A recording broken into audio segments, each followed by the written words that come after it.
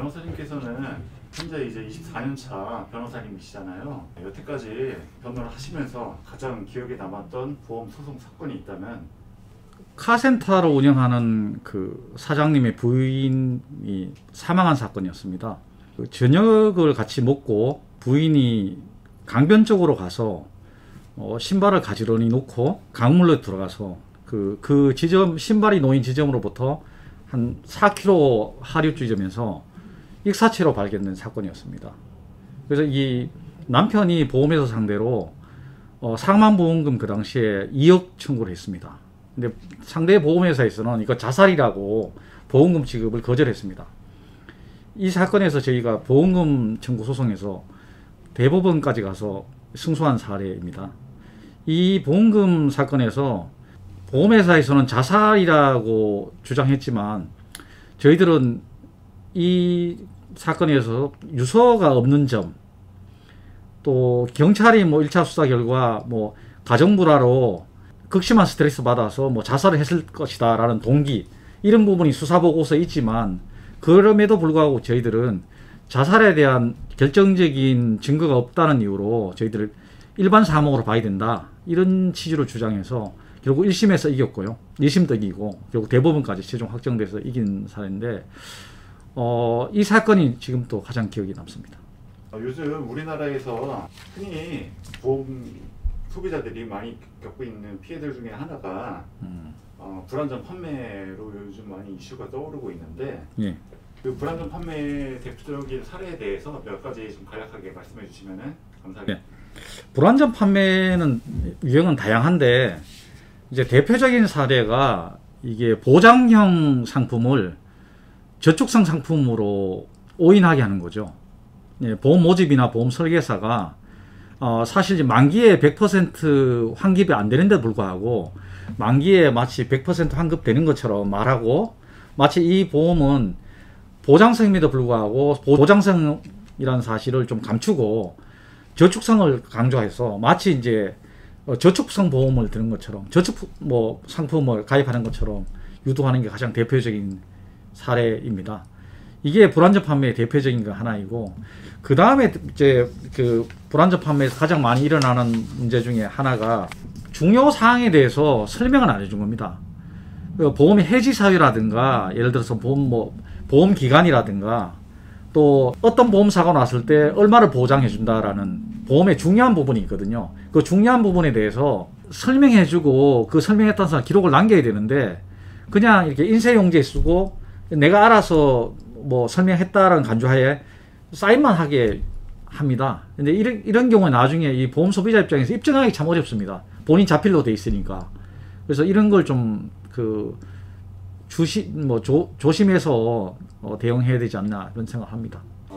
이런 여러 가지 보험 피해라든지 아니면 기타 여러 법률 자문들을 이제 받아야 되는데, 소비자 입장에서는 좋은 변호사를 어떻게 선임을 해야 되는지, 잘 사건을 마무리 지을 수 있는 실력 있는 변호사를 찾을 수 있는 방법이 무엇이 있는지 24년차 변호사로서.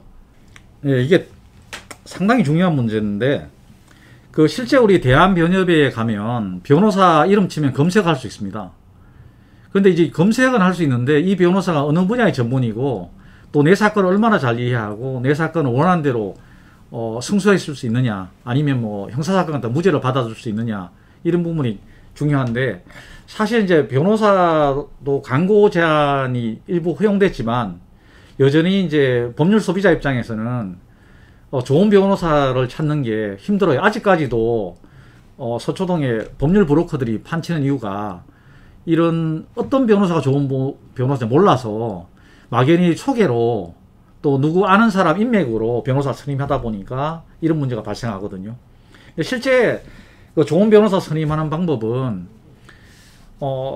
상담을 했을 때 사무장한테 일단 맡기지 않는 겁니다. 변호사가 직접 상담하는 사람을 찾아야 됩니다. 사무장이 상담하고 사건 이임 계약서 작성하자 그러면 일단은 생각해 본다고 돌아오셔야 됩니다. 일단 사무장 하지 말고 변호사가 직접 상담하느냐, 이게 되게 중요한 거고요. 그 다음에 변호사가 이 사건을 단기간에 얼마나 파악할 수 있는지 측정하면 됩니다. 왜냐하면 자기 사건을 설명했는데 변호사가 핵심을 못 찌른다, 핵심을 이해하지 못한다 라고 하면 그 변호사는 이 사건을 제대로 수행하지 못할 가능성이 높습니다. 자, 마지막으로는 어떤 걸 조심해야 되냐면, 그 사건을 이해했다고 하더라도 변호사가 자기가 원하는 솔루션, 소송 전략을 말해줄 수 있어야 됩니다. 그러니까 소송 전략에 대해서 말해주지 못하는 변호사는 좋은 변호사는 아닙니다. 그러니까 성실한 변호사와 좋은 변호사는 다른 의미죠. 성실한 변호사는 상담을 잘 들어줘요. 경청해줘요. 그렇지만 소송 전략을 제시하지 못하는 변호사는 결코 좋은 변호사는 되지 못합니다. 그러니까 좋은 변호사가 되려면 소송 전략까지 말해주는, 그죠? 또 민사로 하는 게 유리하다, 형사로 하는 게 유리하다. 또 고소를 먼저 하고 손배소 청구를 할 거냐, 손배소 청구를 먼저 하고 고소를 나중에 할 거냐, 이런 어떤 전략적으로 깔끔하게 제시하는 변호사를 찾아가야 됩니다. 근데 그렇기 때문에 네이버 검색이라든가 뭐 이렇게 온라인에서 떠드는 광고만 보고 변호사 선임하지 말고, 힘들지만 변호사 직접 이제 오프라인에 약속을 해서 짧게라도 10분이라도 직접 대면해서 상담하는 게 중요합니다. 그래야만 자기의 소중한 권리를 지킬 수 있습니다. 보험을 잘못 가입하지 않는 그 팁에 대해서 여쭤보면 될까요? 보험 계약은 기본적으로 할 때 보험 가입자는 고지 의무가 있고요, 보험 중개인은 설명 의무가 있습니다. 그러면 이게 고지 의무에 관련돼서는 고지 항목표가 있어가지고 체크하게 되면 고지 의무를 위반했냐 안 했냐는 이게 나중에 판단하는 게 깔끔합니다. 그런데 문제는 설명 의무를 다 했느냐 안 했느냐, 이게 되게 중요하거든요. 사실 설명 의무를 제대로 못 들었다고 하면 그게 주장하고 입증하는 게 쉽지는 않습니다. 그렇기 때문에 기본적으로 보험 중개인이 아무리 친하고 친구다, 아니면 친척이다, 또 부모님하고 아는 분이다 라고 하더라도 미리 양해를 구하고, 그 보험 관련 계약할 때 반드시 휴대폰으로 녹음하시는 게 중요합니다. 그 설명 내용을 나중에 잊어먹을 수 있으니까 양해를 구하고 녹음하겠습니다 라고 양해를 구한 다음에 반드시 녹음을 해가지고 그 녹음 파일을 오래 보관해야 됩니다. 예를 들면 USB에 보관하셔가지고요, 뭐 금고에 넣어둔다든지, 아니면 뭐 구글 드라이브에 저장한다든지, 어디 컴퓨터가 파손되거나 노트북이 분실되더라도 그 녹음 내용이 사라지지 않도록 오래 보관하는 게 중요합니다. 가입하고 나서 보험사가 보통 보면 한 5년이나 10년 있다 나거든요. 그때 이제 찾아보면 언제든지 찾을 수 있도록 그렇게 보관하는 게 되게 중요합니다. 그 다음에 두 번째 이제 중요한 건 뭐냐면, 이 중개하는 보험 그 설계사가 실제 설계사 등록이 되어 있는지 확인하는 게 중요합니다. 그 보험 설계사마다 보험 관련 설계 등록 코드가 있습니다. 그 코드가 있는지를 꼭 체크하셔가지고 그분한테만 통해서만 보험 권유를 받고 설명을 듣는 게 중요합니다.